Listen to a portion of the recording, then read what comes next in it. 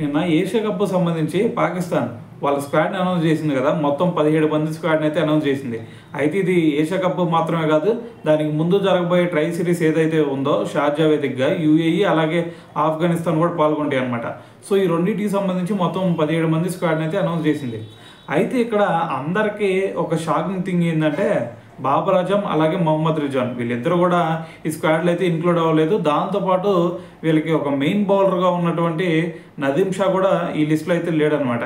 అయితే మరి experience players ఎవరున్నారు భయ అంటే మరి అంతకుముందు మరి ఎన్నో సంవత్సరాల నుంచి ఆడుతున్నటువంటి ఫకర్ జమాన్ ఒకడు ఉన్నాడు. దాని తర్వాత వచ్చేసరికి హారిస్ రౌఫ్ అలాగే హసన్ అలీ, వీళ్ళు ముగ్గురు మాత్రమే ఎక్స్పీరియన్స్ ప్లేయర్స్ ఉన్నారనమాట.